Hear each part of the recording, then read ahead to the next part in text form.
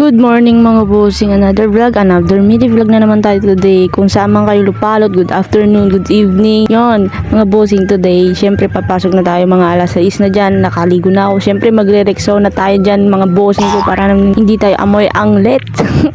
At ayun mga bossing, ang aga natin nagising ngayon kasi nga may pasok na naman tayo. Dito ay tamang pabango na naman tayo, tapos dito kita nyo yung wallet ko, wala nang laman yan, nga na naman tayo. Pero okay lang yan kasi malapit naman na yung sahod. Kaumagahan yan. Bukas, siyempre may sahod na tayo niyan. Kaya dito mga bossing, dinala ko na rin yung bag kong walang laman. At yung mga bossing may kulang nga. Magja-jacket tayo kasi nga gawa ng umuulan ngayon. Mga bossing, may bagyo. So yun, ingat-ingat tayong lahat dyan mga bossing ko.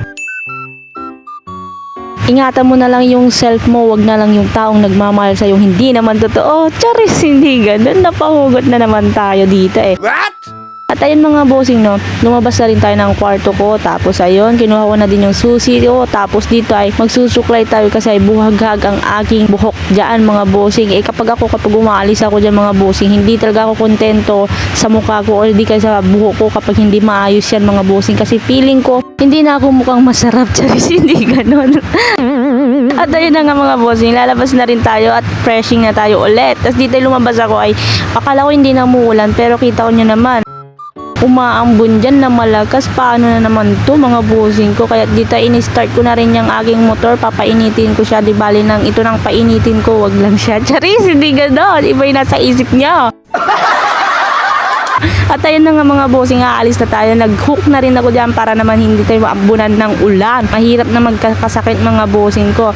At ayun mga bossing ko, sobrang basang-basa nga yung aking jacket dyan. Kasi nga, gawa talaga ng malakas na ambon mga bossing. Ambon ba yun o ulan na yun? Ulan na yun mga bossing ko kasi sobrang lakas talaga ng ulan nung umalis ako. At dito nga, kita nyo naman dyan, basa talaga ako. Tapos dito, tingnan nyo yung aking motor. Talagang basa mga bossing, diba? Kitang-kita nyo naman dyan, sobrang lakas ng ulan. So yun mga bossing ko, nandito na rin tayo sa work ko. At dito nga, mayroon nga kami nginat-ngat dyan na naman na mabait. Kaya ayun, niluto ko na lang. Sayang naman to, kung itatapon ko. All goods pa naman to, hindi naman siguro ako mamamatay dito.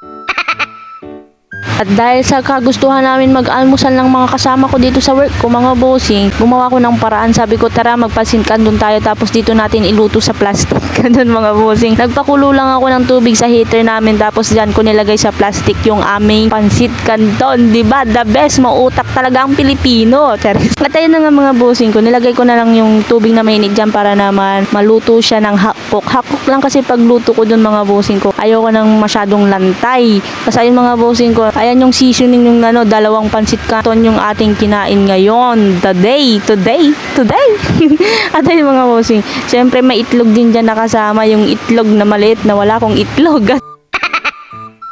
At dyan nga, binalatan ko na nga tong itlog na maliit na to. Tapos dyan, kinain ko na rin yung pansit canton natin dyan na napakasarap. Siyempre ako nagluto niya ni Este. Ako naggawa lang ganun. Yung seasoning niya ang nagpasarap dyan na parang ako Charis, hindi ganun.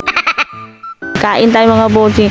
At ayun na nga mga bossing, sabi ng kasama ko bakit daw ang bagal kong kumain. Kasi sila tapos na silang kumain tapos ako hindi pa. Ganun talaga ako kumain mga bossing ko, napakabagal kong kumain. Aabutin ako ng 1 oras kapag wala akong ginagawa. Pag hindi ako busy, ganun. Tapos syempre uminom na rin tayo dyan ng tubig para naman hindi tayo mauhaw, mapaot, ganun.